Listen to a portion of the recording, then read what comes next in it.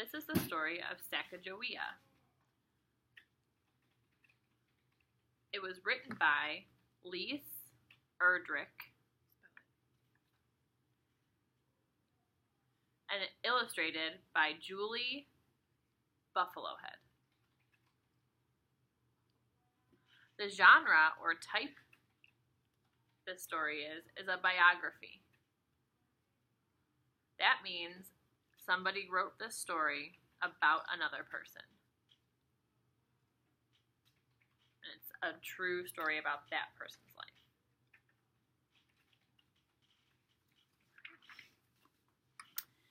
It is in the early 1800s. Sacagawea, as a teenager, is a Shoshone Indian living in the Knife River villages in what is now North Dakota.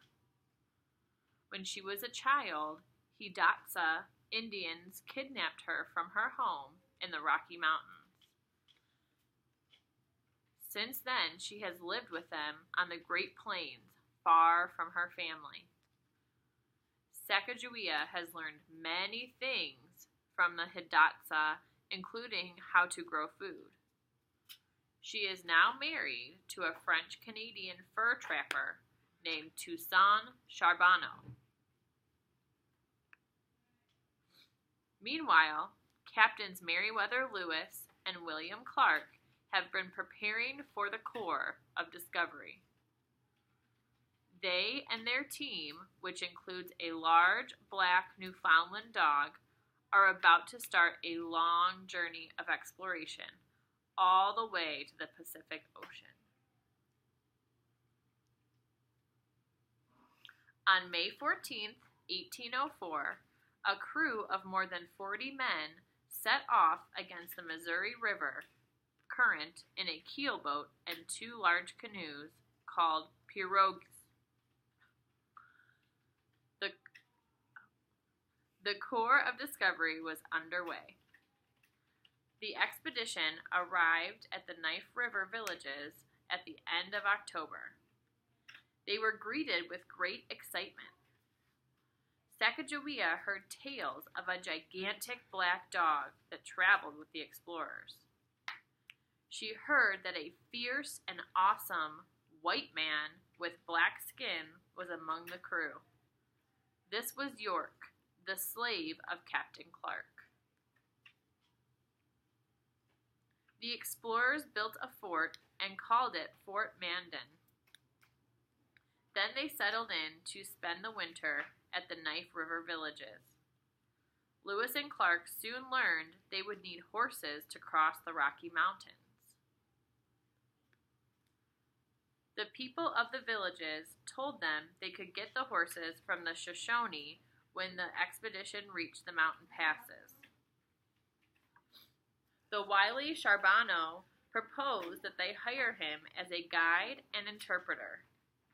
He did not speak Shoshone, but Sacagawea did. He told her they would be joining the Corps of Discovery in the spring. This was exciting news, but Sacagawea's mind was on other matters. She was soon to become a mother. In February, the time came for Sacagawea to have her baby. It was a long, difficult birth. Captain Lewis wanted to help her. He gave a crew member 2 rattlesnakes to crush and mix with water. Just a few minutes after drinking the mixture, Sacagawea gave birth to a baby boy. He was named Jean-Baptiste Charbonneau, but Captain Clark called him Pompey. Before long, the boy was known to everyone as Pomp. On April 7th, 1805, the Corps of Discovery started west, struggling upstream on the mighty, muddy Missouri in 2 pirogues and 6 smaller canoes. Pomp was not yet 2 months old.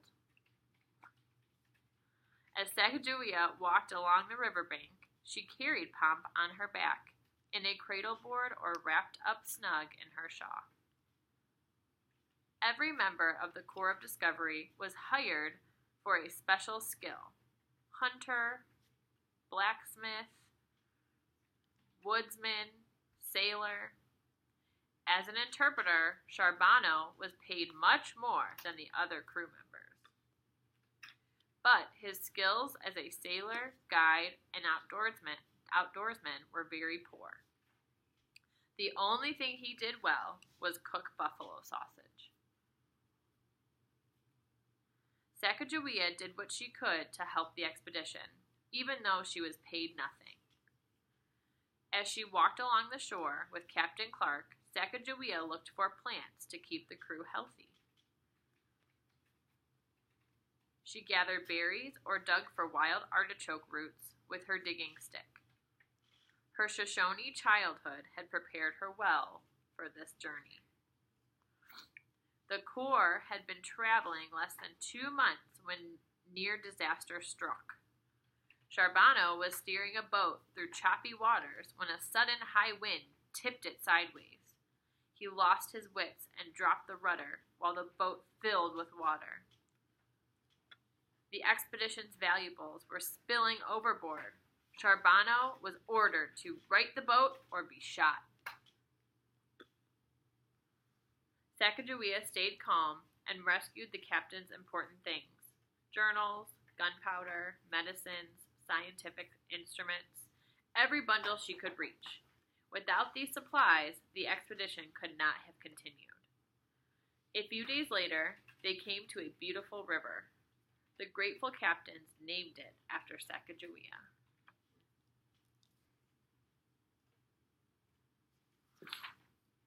By June, the Corps was entering mountain country.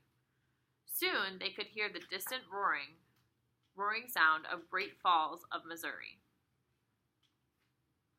Captain Lewis thought the waterfall was the grandest sight he had ever seen, but there was no way to get past it by boat.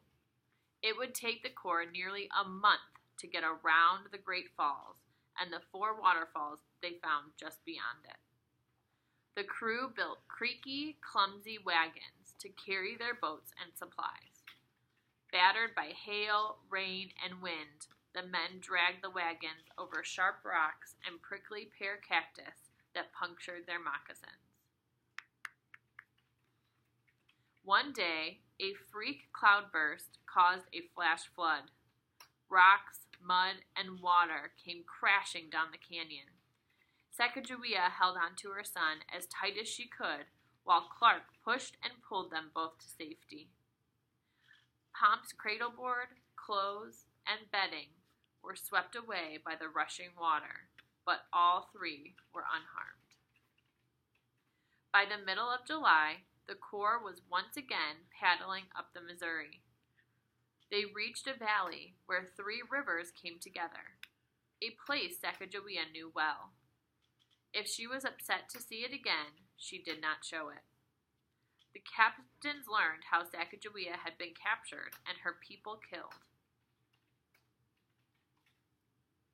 Sacagawea recognized a landmark that her people called the Beaver Head Mountain.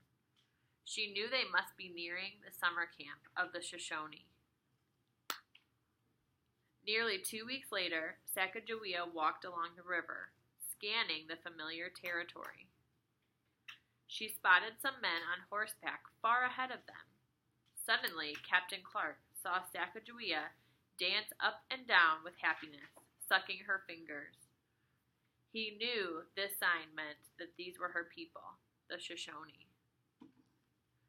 An excited crowd greeted the explorers at the Shoshone camp. Although years had passed since Sacagawea had been captured, a Shoshone woman would recognize her. She rushed up to Sacagawea and threw her arms around her. Lewis and Clark had discovered that their need for Shoshone horses was even greater than they thought. There was far more mountain country between the Missouri River and a water route to the Pacific than they expected. A grand council was called to discuss the matter. Sacagawea was to be one of the translators. Interpreting for the men at the chief's council was a serious responsibility. Sacagawea wanted to do her best, but when she looked at the face of the Shoshone chief, she burst into tears. He was her brother, Kamawayat. Kamawayat was moved too, but the council had to continue. Though tears kept flooding back, Sacagawea kept to her duty until the council ended. Sacagawea spent the last days of August with her people. The time passed too quickly. Before long, the expedition had to mount Shoshone horses and continue across the mountains, leaving their boats behind. The next part of the journey almost killed them. The mountain paths were narrow and dangerous, especially once it started to snow. Their feet froze, they didn't have enough to eat, and the mountain seemed to never end. Finally, the expedition emerged on the Pacific side of the Rockies. The Nez Perce Indians helped them make new boats and agreed to keep the horses in case they returned that way in the spring. With great relief, the crew dropped their boats into the Clearwater River and let the current carry the expedition toward the ocean. At the beginning of November, the explorers noticed a sound that could only be the crashing of waves. They had finally reached the Pacific Ocean. The crew voted on where to make winter camp. Sacagawea was allowed to vote too. She wanted to stay where she could find plenty of wapato roots for winter food. They set up camp not far from the ocean in case a ship came to take them back home. But by now, people back east were sure the whole Corps was long dead. No ship came for them. A cold rain soaked the crew as they cut logs and built Fort Clatsop.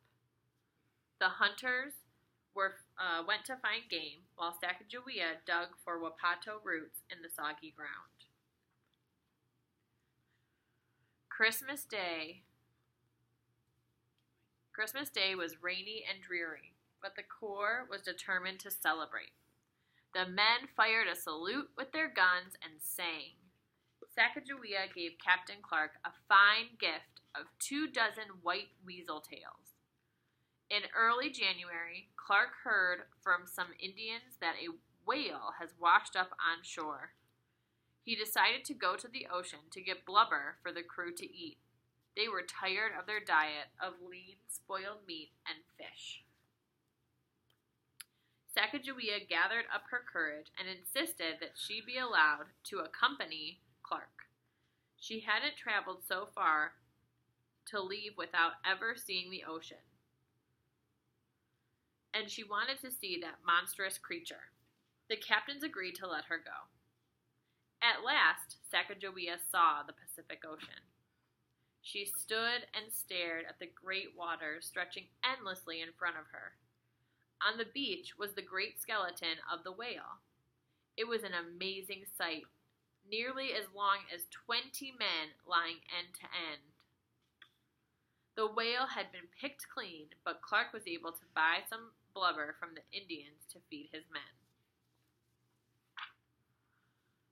The crew stayed busy all winter, hunting, sewing moccasins, and making repairs on their equipment. Clark made maps, while Lewis worked on his report to President Jefferson. Sacagawea watched over Pomp as he began to walk. Captain Clark called him my little dancing boy. He had become very attached to Sacagawea and her son. When the time came, it would be hard for them to separate. Spring arrived, and it was time to go back the way they had come. In late March, the Corps of Discovery headed up the Columbia River to retrieve their horses from the Nez Perce. At a place called Travelers' Rest, the expedition divided into two groups. Sacagawea would help guide Clark's group south to the Yellowstone River. Lewis's group would head northeast to explore the Marias River. At the end of July, Clark's group came across an enormous rock tower on the banks of the Yellowstone. Clark named it Pompey's Tower in honor of his beloved little friend. In the side of the rock, he carved W. Clark, July 25th, 1806. The two groups met up on August 12th.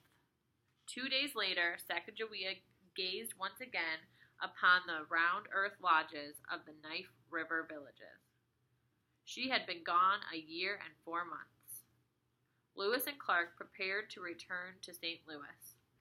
Before they left, Captain Clark came to talk to Sacagawea and Shabano. He offered to take Pomp back to St. Louis with him. He would see that that boy had a good education and would raise him as his own son. Sacagawea knew that Captain Clark would take good care of her child, but he was not even 2 years old. She couldn't let him go yet. Sacagawea and Charbonneau promised they would bring Pomp to visit Clark in a year or so. On August 17, 1806, Sacagawea watched as the Corps of Discovery set off again down the Missouri River. Her journey of exploration was over, but the Corps of Discovery still had hundreds of miles to go.